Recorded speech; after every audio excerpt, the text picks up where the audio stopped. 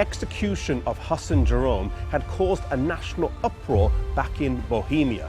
He was believed to have been a faithful teacher, and as is often the case, now that he was dead, his writings attracted an even greater interest.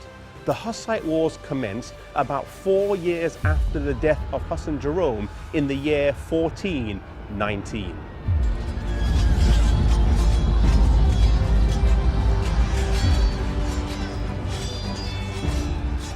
As Pope and Emperor united to crush the Hussite movement, the Lord raised up a deliverer.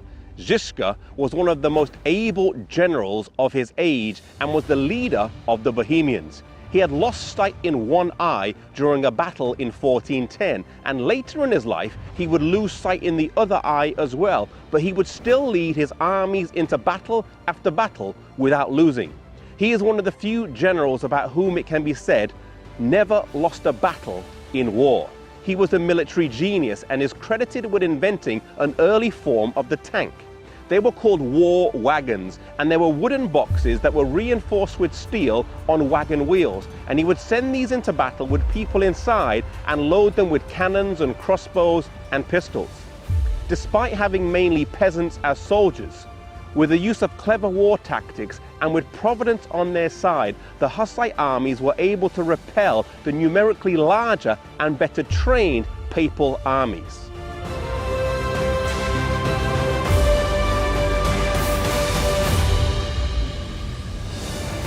Ziska would fight over 250 battles in his lifetime and would withstand 2 full papal crusades against him, but he was not to die on the battlefield. Instead, he would fall victim to the Black Plague. But before he would die, he gave his men some instructions, telling them he still wanted to go with them onto the battlefield. He told his men to make a drum out of his skin, which they did. And they took this drum made with Ziska's skin and would beat it as they went into battle.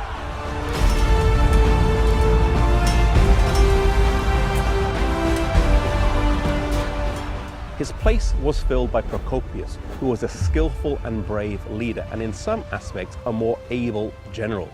The enemies of the Bohemians, knowing that the blind warrior was now dead, thought they would now be able to win. The Pope launched another crusade against the Bohemians in 1427, where he was defeated. He then launched another crusade where he was defeated again. In 1431, under a new pope, a 5th crusade was launched, but once again the papal armies were soundly defeated by the Hussite forces.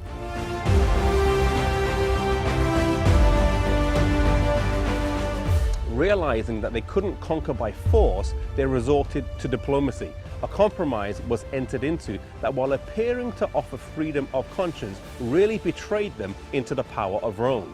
The Bohemians had specified 4 points as a condition of peace with Rome, and these were: the free preaching of the Bible, the right of the whole church to both the bread and the wine in the communion, the use of the mother tongue in divine worship, the exclusion of the clergy from all secular offices and authority, and, in cases of crime, the jurisdiction of the civil courts over clergy and laity alike.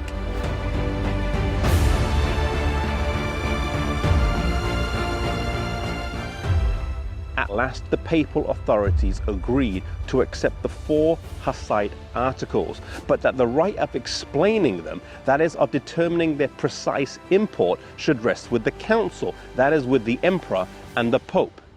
On this basis, a treaty was entered into, and Rome gained by dissimulation and fraud what she had failed to gain by conflict. For in placing her own interpretation upon the articles, as upon the Bible, she could pervert their meaning to suit her own ends. Oftentimes, when Satan is not able to defeat us through open confrontation, he tries the tactic of compromise. It's something he's done repeatedly throughout history and throughout the Bible.